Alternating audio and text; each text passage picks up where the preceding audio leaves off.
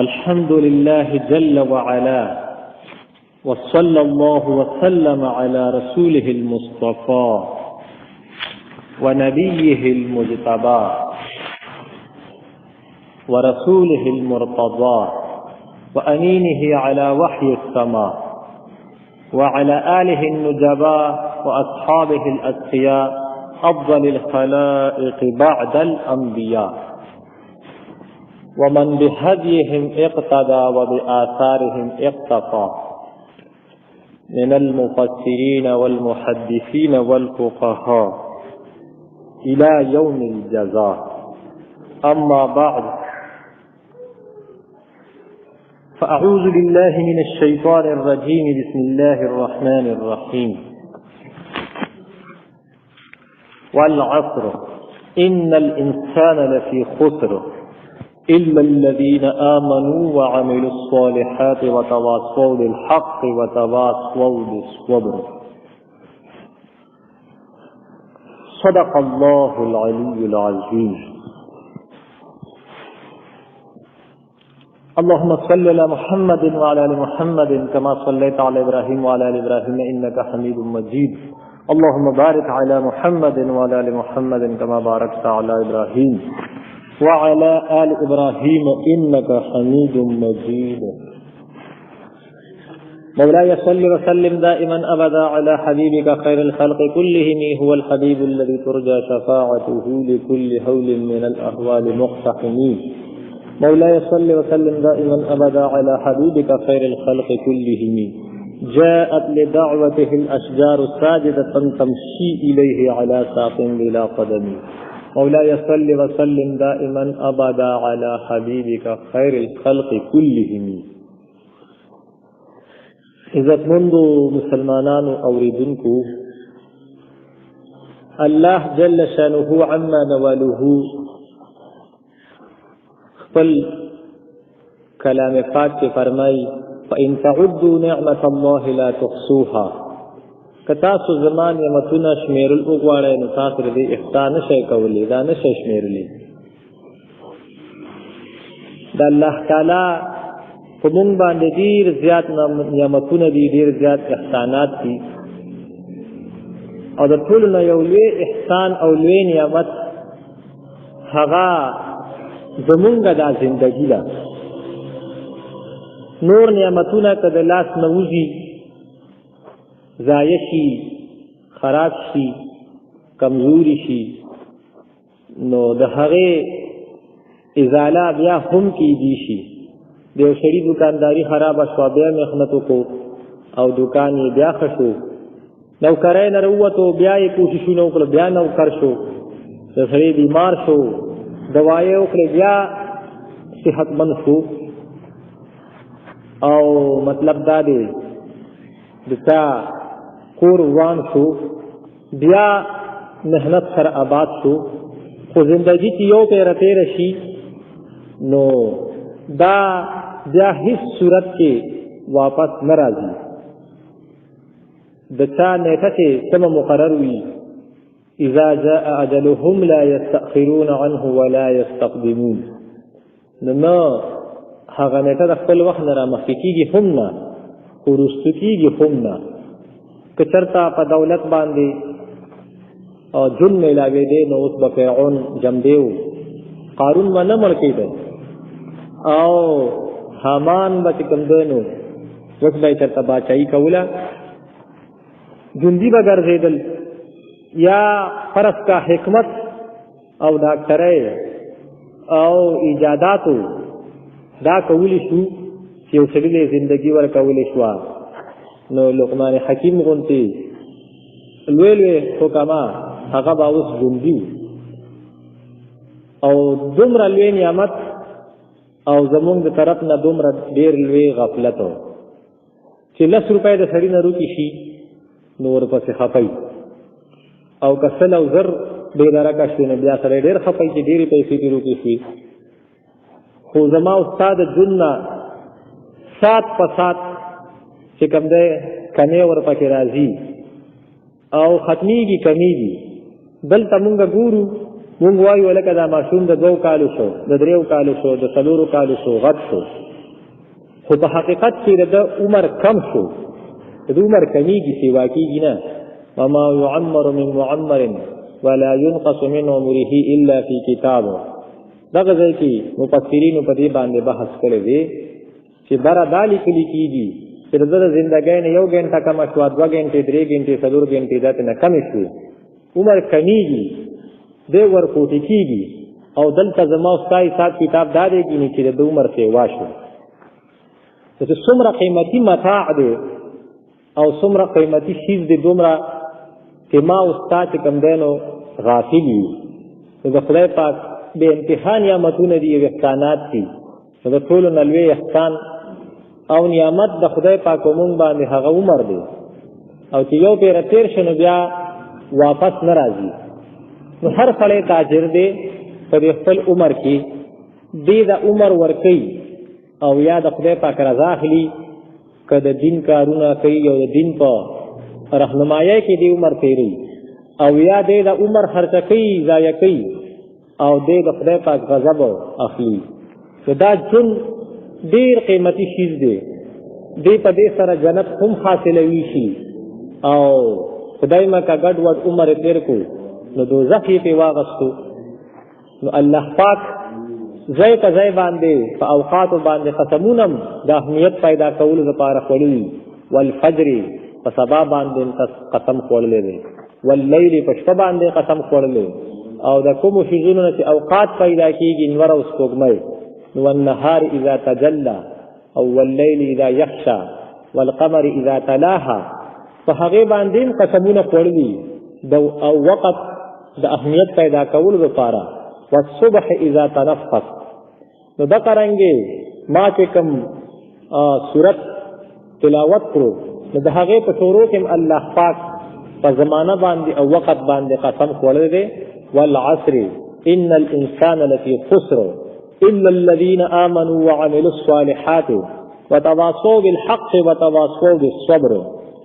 الله پاک په وخت د مازدیګر باندې یا قسم خوړلی، والعصر قسم می دی وی په وخت د مازدیګر باندې. دې کې اشاره ده چې د دنیا جون ډېر کم پاتې دی، لکه څومره چې په ورځ او شپه کې 24 غنټې کې د مازدیګر عمر وخت وي. هر چا له پکار دی چې دې په خپله لږه زندګۍ کې هغه تجارت وکړي چې په هغې کې بالکل نقصان او تاوان هغه ورپکې نشته دی، او که فرض که خدای مکه هغه تجارت یې ونه کړو دی نقصاني شو، نو بیا دوی چې کوم دی نو دا خپل تجارت تر سره کوي نشي، عمر یې داسې ضایع کړو دنیا نه لاړو. د دې دنیا ته واپس راتلونکی نه دی چې دنیا ته واپس راشي او دی دا خپل تجارت او دا خپل عمر صحیح طریقې سره چې کوم دی نو تیر کړي. نو داسې دې طرف ته پکې اشاره ده چې هر چا له د خدای پاک سره داسې تجارت پکار دی چې په هغې کې بالکل نقصان نه وي. یو خو د دنیا تجارتونه که نقصان پکې وشي نو د هغې ازاله کېږي، خو که ګورې عمر د ضایع تېر شو ولاړو، لکه زما او ستا د عمر نه چې 2015 یو څو ورځې پس کټ کېدونکي دی. نو اوس هر چا له سوچ پکار دی چې ما په دې 2015 کې څومره نیکۍ وکړې او څومره مې بدۍ وکړې، یعنې ما چې کوم تجارت وکړو دا عمر مې پکې ورکړو، دې بدله کې ما څه شی واغستو. الله پاک مې راضي کړی دی او خوشحاله کړی. د نبي پاک صلی الله علیه وسلم په طریقو مې څومره زندګي تېره کړې ده او څومره مې خپله بدماشي او منماني او خواهش پرستي کړې ده. نو هر چاله په دې سوچ پکار دی. الله پاک فرمایي والعصر قسم مې دی په وخت د مازدیګر باندې، او یا د عصر نه مراد د مازدیګر د مونځ دی. د مازدیګر د مونځ د اهمیت ښکاره کولو دپاره الله پاک چې کوم دی قسم خوړلی، او روح کو بیا یو اهمه خبره فرمایي چونکې د هر چا ذهن کې دا ده چې د مازدیګر مونځ اهم مونځ دی. د دنیا تجارتونو د راټولولو وخت وي، او دې خوا چې کوم دی نو ګاټ ته سړي باندې راپن شي، او دې خوا د حي علی الصلاة او د حي علی الفلاح اوازونه وشي، نو ډېر د امتحان وخت دی. الله پاک مخکې چې کومه خبره فرمایي نو ما او تا ته دې قسم سره متوجه کول غواړي چې هغه ډېره اهمه خبره ده، هغې ته غوږ کېږده. اول عصر یا په دې عصر نه د دې نه مراد وایي د پیغمبر پاک صلی الله علیه وسلم حیات د جون هغه مبارک هغه دور ته مراد دی. د پیغمبر پاک صلی الله علیه وسلم کوم وخت کې دنیا کې هغه ډیر زیات برکت والا او مبارک جون دو. څنګه چې د پیغمبر پاک صلی الله علیه وسلم سورلی د پیغمبر پاک صلی الله علیه وسلم هر شي چې نسبت پیغمبر پاک صلی الله علیه وسلم ته کېده د پیغمبر پاک صلی الله علیه وسلم شاګردان د پیغمبر پاک صلی الله علیه وسلم خبرې دا ټول اعلی او اوچته مرتبه والا او مبارک دي. دا چې زمانہ د پیغمبر پاک صلی الله علیه وسلم دا مبارک ده او اهمیت والا ده. نو الله پاک په هغه باندې قسم کړی چې انسان دا مخکې کوم خبره وکوما نو اغم اهمیت والا ده. یا والعصر مراد جون د هر سړي دی چې قسم می دي ستاسو د ژوندۍ باندې چې دا ډېر قیمتي متاع تاسو میلو شوی. که سړی غریب دی که مالدار دی که باچا دی که وزیر دی که ګدا دی او که زمیندار دی که دکاندار دی که میا دی که مولا دی امیر دی هر څوک چې دی نو هر چاته چې دا ژوندۍ میلو شوی دا ډېر قیمتي او اهمیت والا شی دی. او څنګه چې تاسو معلومه ده چې دا اهم شی دی د دې نه پس کوم شی ذکر کیږي او کوم خبره ذکر کیږي ډېر اهمه ده. یا والعصر قسم می دی په تاریخ باندې مراد ته ټول دنیا دا جون دی اهل تاریخ او رست ټول زمانه وګورا. والعصر په هغه می دی قسمی چې ان الانسان لفی خسر چې هر انسان په تاوان کې دی. انسانیت او انسان کا ناری نه ده او که هغه زنانه ده دې په تاوان او په نقصان کې دی. البته څوک چې څلور کارونه کوي نو دی په دې خپل لږ مختصر دن کې کامیابی عمومي او دی به کامیابی ولا شي. او دا کم اعلان د نقصان او د خسران چې شوی ان الانسان لفی خسر دینه به بچ شي. خسران هغه ځای کې استعمالیږي کوم ځای کې چې یو شی د پیدا وي او ته نه پیدا و نه کړي ایس بي سزا یې شي. لکه د بچو مبارک امراغلی چې هلته د خسران ټکی راغلی نو اولاد چې دې نه پیدا شي دې چې سړی نیک تربیت کی حلال رزق او تفریدي او دیندار وي کی دا پیدا شي دې او کنه داسې تربیت ولونه کو غد وخت نه چې کوم دانو خراب شو کې دا دره لپاره بیا نقصان او وبال دي. داسې مال چې دی نو خشي دې پیدا شي دې په هغه طریقې وګټه په هغه طریقې خرج کا نو بس بیا خشي دې او که په غلطه طریقه باندې لاړو نو بس بیا نقصان سبب ګرځي. نو جندم انتهایی قیمتي او د پیدا شي دې او که فرض کا په غلطو کارونو کې غلطو عقایدو کې صرف شو او په غلطو اعمالو کې غفلت کې تیر شو نو بس بیا خسران دی. نو ان الانسان لفی خسر بشک دا انسان وی دی په تاوان کې دی او دی په خسران کې دی. الا الذين امنوا وعملوا الصالحات وتواصوا بالحق وتواصوا بالصبر مگر هغه خلق هغه نارینا او هغه زنانا چې چا کې دا صدور کارونه وی نو دا کس د تاوان نه بچي نو مطلب دا دی چې دی فائدې والا دی او دی کامیاب دی.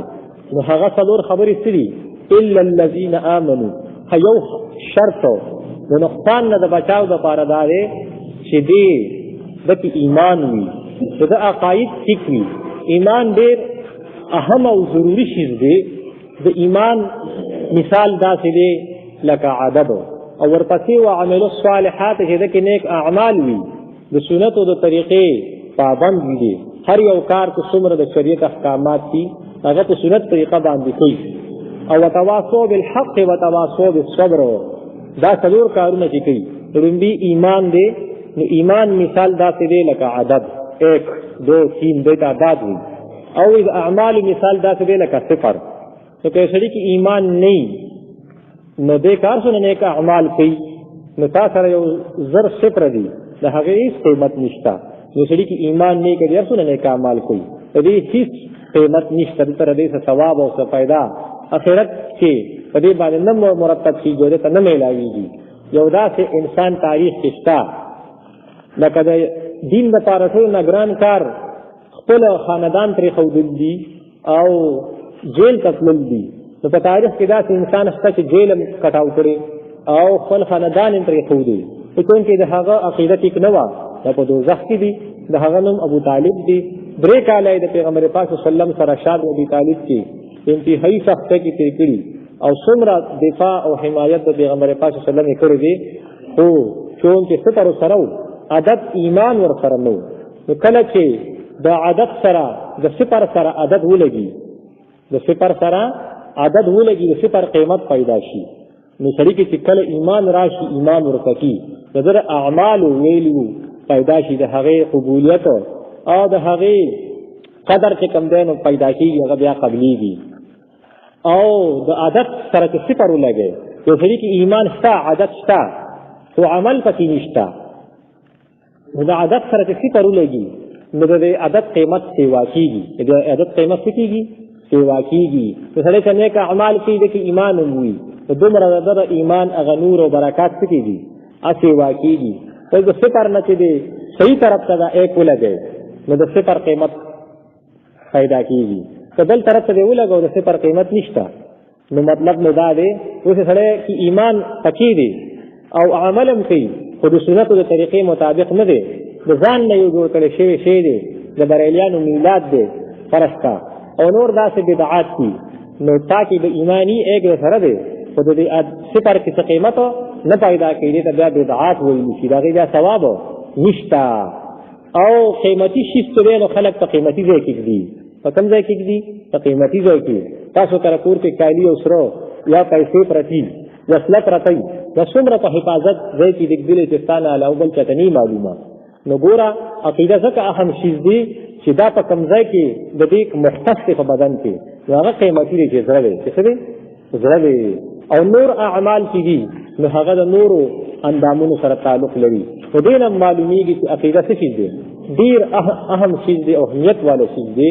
او بل خبره ده چې دا ایمان مثال داسې دی لکه زړه او دا اعمال مثال داسې دی لکه نور اندامونه سړي بیمار شي یا کټ شي خدای مکا سړی ته مري نه خو که زړه معمولي وشړل شي سړی ته مري نو اعمال که اخوا د فاکیږي نو هم خبره نه ده خو بیان چې کم دی نو ازاله شته خو په عقیده کې معمولي غون تمثل بل راځي لکه په ایمان مفصل کې چې کوم شیزونه ذکر دي او په هغه کې په یو شي کې مستقیده غړا ورشوا نو ایمان دلاړو ورسو نو ایمان انتهایی لازمي شي ده چې د خدای پاک مبارک بساقیده لري آمنت بالله چې خدای پاک یو دی الله پاک یو دی خالق او رازق او مالک بس څوک یو ذات الله پاک ها دی عبادت لایق صرف هغه دی په خپل کارونو کې با دعا د چانه کوي او عبادت به چا کوي د الله پاک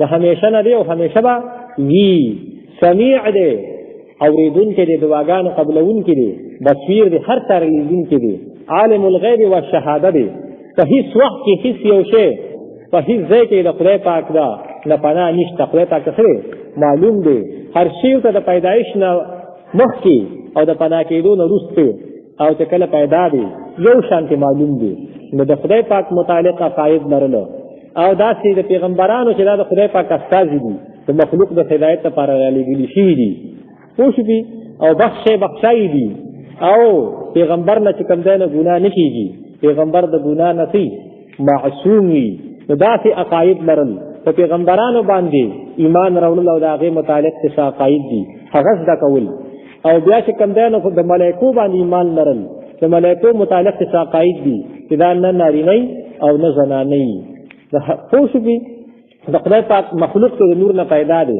په کومو کارونو کې مقرر دي بس هغه خپل سر ته رسونکي دي د خدای پاک د امر نه مخکې کېږي او نه وروستو کېږي دغه رنګې د کتابونو متعلق د چې په پیغمبرانو نازل شوي د هغې باندې عقیده لرلو او د هغې چې کوم تفصیلات معلومول تقدیر باندې ځان پوهه کول د آخرت په مسایلو باندې ځان پوهه کول په آخرت باندې ایمان راوړلو الا الذين امنوا چې عقیدت کې ایمان ورپکې وي وعمل الصالحات او نیک اعمال کړي وي نیک اعمال کوونکي وي عقیده ټیک ده او نیک عمل کوي د سنتو د طریقې مطابق عمل د سنتو د طریقې مطابق نه نو بیا څه ثواب نشته یو خپل کار د جوړ کړي د لګیاي روانه او اعمال د مونږ او د روزه حج زکات صله رحمی جهاد د مور پلار ادب وغیرہ دا ټول په څه راځي په نیکو کې راځي چې د تفصیلات تاسو ته معلوم دي نو انسانیت ټول په خساره کې دی خو څوک څلور کارونه کوي نو ځکه دغه شی چې د ایمان چې عقیده ټیک وي او عمل د سنت د طریقې مطابق وي او وتواصوا بالحق چې د نیکو عقیدو د صحیح عقیدو او د سنت د طریقې ترویج کوونکي وي نورو ته رسوونکي وي. دریم کار دا شو. او څلورم کار دا چې فرض کا دی چې دا صحیح عقیده نورو ته رسي او چې کوم دی نو دا نیک اعمالو ترویج کې خلکو ته ښیي او رسي خلکو ته رابلي په دې کې په ده باندې څه تکلیفات راځي مشکلات راځي یو بل ته د صبر تلقین کوي یو بل ته صبر څه کوي تلقین کوي. دا چې کوم دی نو مشهور هغه تفسیر خلک د دې کوي او مفسرین دا هم ویلي یاره د عقایدو په مخالفت کې او په لار کې چې کومه مطلب دا د رکاوټ پیدا کوونکي شیزونه دي هغې ته شبهات وایي ته څه وایي شبهات چې هغه ستا ایمان خرابوي. نو د شبهاتو ازاله چې کوم ځای کې شبهات پیدا کېږي هغه ختمول د هغې مخنیوي کول دوی ته وتواصوا بالحق وي او د نیکو اعمالو په لار کې چې کوم رکاوټونه دي چې هغې ته شهوات ویلی شي ناجایزه خواهشات هغه ختمول د هغې ازاله کول دوی ته وتواصوا بالصبر ویلی شي. نو کوم خلک چې دا څلور کارونه په هغوی کې وي یو چې کوم دی نو عقیده په خپله ټیک وي او اعمال د سنتو د طریقې مطابق وي او د عقایدو په مخالفت کې او د هغې خلاف او د عقایدو خرابونکو کوم شبهات چې مخې ته راځي د هغې ازاله کوونکي چې دا د عالمانو کار دی. چا کار دی؟ د عالمانو ډیوټي دا ده چې د عقایدو په مخالفت کې او د هغې په ټکراو کې کوم شیزونه چې عقیدې د سړي خرابوي او سړی د ایمان وباسي کوم شبهات پیدا کېږي د دوی ازاله به کوي. دوی څه به کوي؟ ازاله. او د نیکو اعمالو په لار کې او په مخالفت کې چې کوم شهوات پیدا کېږي ناجایزه خواهشات د هغې ازاله دوی ته وتواصوا بالصبر وي. دا د صوفیه کرامو کار دی. چا کار دی؟ د اولیاء کرامو صوفیه کرامو کار دی. نو د علماء کرامو دا ډیوټي ده امت با علم او عمل رابلی علم او عمل ته رابلی او د امت علم او عمل به بچ کوي. د علماء کرامو ډیوټي سره امت با علم او عمل ته رابلی نو دوی تبلیغ به کوي او د علم او د عملو د هغې حفاظت به کوي.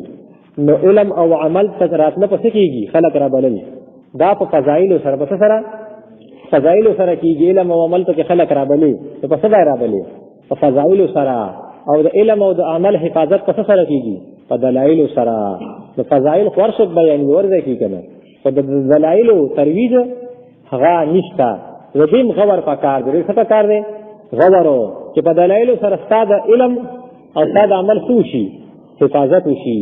څنګه چې په فضایلو سره خلکو کې ترغیب پیدا کېږي علم او عمل ته خلک را نږدې کېږي داسې په دلایلو سره د دوی به څه بچ کېږي؟ علم او عمل د هغې به حفاظت کېږي دی به بچاو کېږي. مثال ته ورلکه د ټول مسلمانانو دا عقیده ده چې الله پاک په هر ځای کې دی. الله پاک هر ځای کې دی. دلیل پیدا دی ولله المشرق والمغرب فاینما تولوا فثم وجه الله. الله پاک مشرق کې د مغرب دا ټول د الله پاک دي. کوم خوا چې ته مخ کې اخوا د الله پاک توجه ده اخوا یې مخ کې. نو په دې کې چا شبهه کړې ده چې یاره خدای پاک تاسو وایي چې په هر ځای کې دی نعوذ بالله په لیټرین کې هم دی که فرض کته وایي چې دی نو بېادبي لازمیږي او که وایي چې نه دی نو عقیده یې څه کېږي؟ ماتېږي. نو مونږ ته استاد وي په روژه کې زما نه ورته تپوس وکړو چې خدای پاک په هر ځای کې دی نو ما ورته وایي چې په هر ځای کې دی تا ته څه شبهه ده؟ نو هغې وایي چې نعوذ بالله دا وایي چې خدای پاک په لیټرین کې دی. نو ما ورته وایي چې په ته په دې دوکان کې ناست وي نو دا کومه میاشت ده؟ رمضان المبارک. نو دا برکتي میاشت وي او چې برکتي میاشت ده رمضان په دې دوکان کې هم دی. ما ورته وایي ما ته رمضان وښایه په دې دوکان کې نو زه به تا ته خدای پاک وښیم په دې دوکان کې. نو هغې وایي چې خدای رمضان دلته شته خو جسم والا نه دی. نو ما ورته وایي چې خدای پاک دلته شته خو جسم والا نه دی. لہذا دا فلاني ځای کې موجودېدل یا دلته موجودېدل دلته موجودېدل دا شبهات بې ځایه دي. دا په هغې شیزونو باندې کېږي چې کوم شیزونه څه ذو اجزا ذو اجسام وي. او خدای پاک د جسم نه څه دی؟ پاک دی محتاج نه دی دې خبرو ته. نو دغه عقیده شو دغه ته شبهه شوه نو بیا دغه څه شوه؟ ازاله شوه. دا د علماء کرامو کار دی. زمونږ عقیده ده چې پیغمبر پاک صلی الله علیه وسلم په مدینه منوره کې دی دلیل پیدا دی چې پیغمبر پاک صلی الله علیه وسلم په مکه مکرمه کې بیا هجرت وکړ مدینه منوره ته او د معراج شریف شپه باندې مکې ته لاړو. د مکې نه چې کوم دی بیت المقدس ته بیا برا اسمانونو ته. نو په دې باندې دا چا شبهه کړې ده چې پیغمبر پاک صلی الله علیه وسلم مدینه منوره کې نه دی بلکې څه ځای کې هر ځای کې دی. کوم ځای دی؟ هر ځای کې دی. خبره پوهېږئ که نه؟ او دلیل کو د زمونږ قرآن پاک کې وما ارسلناک الا رحمة للعالمین. ګوره د خدای پاک رحمت په هر ځای کې او پیغمبر پاک صلی الله علیه وسلم رحمت دی نو پیغمبر هم په هر ځای کې دی. علماء کرام بیا د شبهات ازاله کوي چې بیا خو د انور هم په هر ځای کې دی. هو الذي جعل الشمس ضیاء. خدای پاک ما انور رڼا والا ګرځولې نو بس د انور رڼا هر ځای کې انور هم هر ځای کې دی. بیا وی نه کنه ور په اسمان کې ورنه په هر ځای کې زمونږ ته پیغمبر پاک صلی الله علیه وسلم مدینه منوره کې او رحمت او فیضات په هر ځای کې په ټوله دنیا کې. دا د علماء کرامو ډوټي ده چې امت با علم او عمل طرف ترابلی هغه په فضایل سره کېږي. ها فضایل هر ځای بیانېږي او د امت علم د عمل سبق کوي حفاظت وکړي. دا په دلایل سره کېږي. ها او دا کې چې کوم شبهات د عقایدو په خلاف کې راځي د هغې ازاله وکړي. دا د علماء کرامو کار دی. او د نیکو اعمالو په لار کې چې کوم مخالفت د ناجایز خواهشاتو نه پیدا کېږي د هغې ازاله وکړي. هغې ته عام طور موږ صوفیه کرامو او صلحای کرام وایو. زمونږ عقیده ده چې پیغمبر معصوم وي دونه ګناه نه کېږي. دلیل پیدا دی چې انسان خدای پاک روح هم پکې دی بدن هم پکې دی. نو بدن یې د خاورې نه پیدا دی نو لهذا دی چې بیمار شي نو د خوراک غذا دوایي په کوم ځای کې ده؟ په خاوره کې. روح د اسمان نه دی نو هغه بیمار شي نو دوایي هم د کوم ځای نه ده؟ د اسمان نه ده. د روحاني علاج لپاره خدای پاک پیغمبران را لېږلي او د روح بیماری ته ګناهونه وي. څه ته وي؟ ګناهونه. او د هغې معالج پیغمبران دي. نو اوس پیغمبر ډاکټر چې کومې دوایي علاج کوي په خپله په هغه کې بیماري موجود دا عیب دی. دا څه دی؟ یو ډاکټر د سترګو علاج کوي په خپله سترګې رابهېږي دا په دې کې عیب دی که نه؟ یو ډاکټر د پیچش علاج کوي او په ګنټه کې لس پېرې په خپله لیټرین ته ځي دا په دې کې عیب دی. نو اوس پیغمبر د روح د علاج لپاره د ګناهونو د ازالې لپاره خدای پاک مبعوث کړي را لېږلي. نو خدای مکه په پیغمبر کې څه شي ګناه متصور شي دا په پیغمبر کې څه دی؟ عیب دی. نو پیغمبر خدای پاک داسې عیبونو نه او د بیمارونو ګناهونو نه څه ساتي؟ پاکې ساتي. نو دغه چې کوم دی نو سوال شه دا دلیل شو. نو په دې بیا شته شبهه کړې په دې دلیل باندې ما چې کوم بیان کړ چېرې په قرآن پاک کې خدای پاک وایي غفر الله ما تقدم من ذنبک وما تأخر. خدای پاک پیغمبر پاک صلی الله علیه وسلم ته چې کوم ګناهونه کړي ما معاف کړي دي او ته اوس ته وایي زموږ داسې ده چې پیغمبر نه ګناه نه کېږي. دغه عقیده شوه دغه دلیل شو دا پې چا شبهه وکړه نو د عالم کار دا دی چې دی بیا د شبهې ازاله وکړي. مونږ ورته وایو دې مثال داسې دی یو استاد دی شاګرد دی پیل ولېږه مېلمه راغلی نو په لار کې ټکره وخوړه نو په خطایۍ سره که نه پی ورته وکړي او استاد ورته څه وایي نه نو هغه وایي چې استاد یې ما نه غلطي وشو ما ته غلطي معاف کړه. دا ورته ستا نه خو غلطي نه ده شوې په قصده خو دې نه دی پرې کړي او ته بیا به وایي چېرې ما ته غلطي معاف کړه. یاره وي دا کم کار ته چې ته غلطي وایي دا استاد ورته وایي بس هغه مې راته معاف کړی. د پیغمبر نه ګناه نه کېږي البته زلات او خطا دا پې نه کېږي. نو هغه خو د خدای پاک مقرب انساني نو خدای پاک ته تواضع کوي چې زما نه ځینې ګناه وشوه. الله پاک د هغه په ژبه کې هغه ته ووایي چې تا نه ګناه نه ده شوې خو کوم کار ته چې ته ګناه وایې نو ما راته څه کړې؟ ما راته معاف کړې ده. داسې نور عقاید واخله. نو د علماء کرامو دا کار دی چې دوی د امت علم او عمل طرف ته رابلي دا په فضایلو سره کېږي. په خبره پوهېږئ او امت به چې کوم دی نو چې ده به د علم یعنې د عقایدو او د اعمالو حفاظت کوي دا په دلایلو سره کېږي. ها دا یو کار د فقهای کرامو دی او دا بل کار دا علماء کرامي هغې ته موږ په ور کې څه وایو؟ اولیاء کرام او صلحای کرام وایو. لکه موږ وایو د مجتهدو به تقلید کوو او دلیل کو د بخاري شریف حدیث دی اذا حکم الحاکم کله چې مجتهد خپل کوشش وکړي فاجتهد او په اصاب یو مسله راوباسي د قرآن پاک او د حدیث نه د هغې نه معلومه کړي نو فله اجران در لپاره دوه ثواب دي.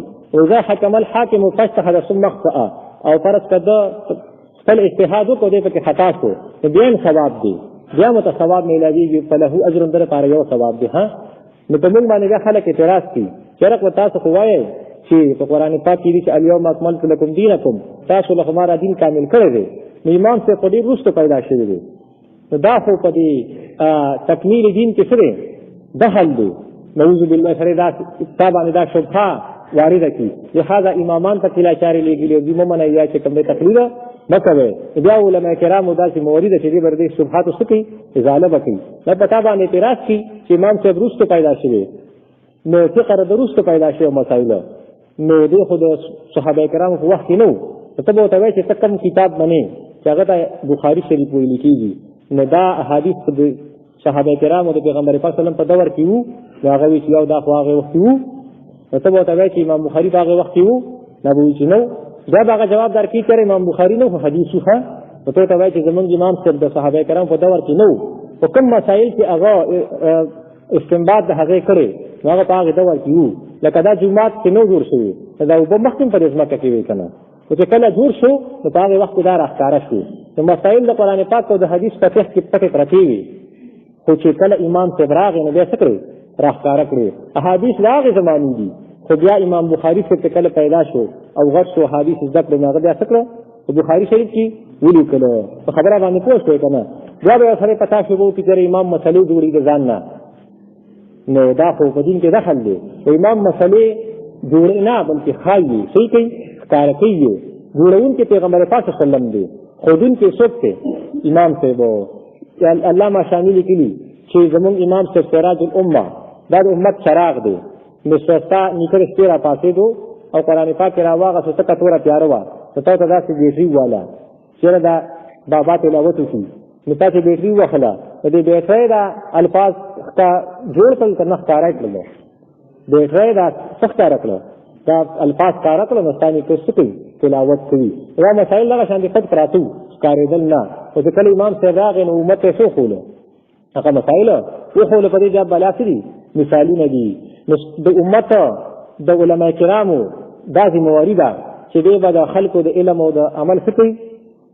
خلک به ورته رابلي او د علم او د عمل حفاظت به یې کوي نو چې د علم او د عمل د شبهاتو چې څوک حفاظت کوي د عقیدې چې د عقیدې خرابه نه شي هغې ته علما کرام فقها کرام وي او څوک چې د دې خواهشاتو چېرې عمل خراب نه شي دې ته صوفیه کرام اولیاء کرام وي نن خلک چې وګوري نو څوک یا د فقها کرامو دشمنان دي د چا دي د فقها کرامو او یا د صلحاء کرامو اولیاء کرامو څه دي دشمنان دي دوی به چېرې په امام پسې مزه او ته خو حنفي او زه محمدي یم دا څوک چې ځان ته محمدي وایي دا په خولې باندې وي دی په حقیقت کې محمدي نه دی ښه ته ورته ووایه چې زه مونځ وکړم نو د خدای پاک نه غواړم که نه چې خدای پاک د دې مونځ په وسیله راکړي او چې تلاوت وکړم نو زه خدای پاک د تلاوت په وسیله باندې راکړي نو ته چې ځان ته محمدي وایې نو ته دا دعا کوي چې خدای پاک د پیغمبر پاک صلی الله علیه وسلم په وسیله یې راکړي البته ته وینه نه دا خو شرک دی د پیغمبر وسیله څه ده شرک دی د پیغمبر وسیله څه ده نو بیا محمدي څنګه شو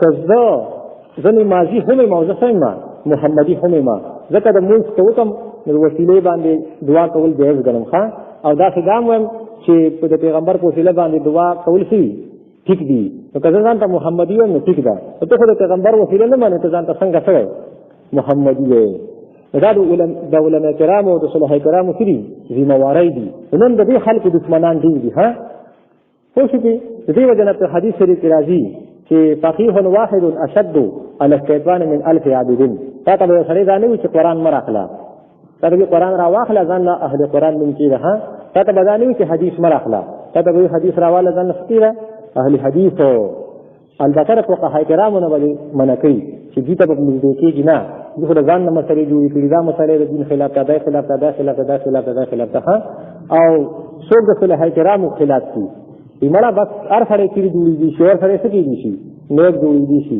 دا خو ټیک ده هر سړی استاد جوړېږي شي دا استاد به څه لګي هر سړی ډاکټر جوړېږي شي بیا چې کوم دی دا کالجونه او دا یونیورسټۍ او دا دومره لوی لوی دې جوړول د څه ضرورت شته نو څنګه چې دغه د بیوقوفتوب خبره ده چې ته کور کښېنه نو ډاکټر به جوړ شي خامخا به چېرته ځې کالج ته ځې پوه شوې څنګه چې دا د بیوقوفتوب خبره ده چې یاره مطلب دا ته یو شی زده کوې نو کور کښېنه زده به یې کړي د هغې ماخر له به ځې که نه ته چې دینداره جوړېږي عالم جوړېږي نو چا له به ځې هغه عالم او دیندار سړي هغه ته چې کوم دی د هغه شاګردي او د هغه ته به مخامخ کښېنې د هغه نه به زده کړه کوي ښه نو تا به د فقیهانو نه فقیه ماهرالدین او ماهرالدین په پسې چې ځي د دنیا یو کار کې دی سره چې دا په ښه طریقه وشي د هغې ماهر به ګورې که نه نو هغه هر سره ستا صفت کړي ته خوشحاله چې زه په ماهر پسې روان یم زما کار ټیک شو ښه او په دین کې که په ماهر پسې ځې نو ستا ته به دین اسانېږي او آخرت ته به څه کېږي جوړېږي که نه نو ستا د آخرت تباه کولو لپاره هغوی دا حربې استعمالوي کله به په فقیه پسې لګوي په مجتهدینو پسې فلاني امام دا چل کړی فلاني امام دا چل کړی او کله صالحه کرامو پسې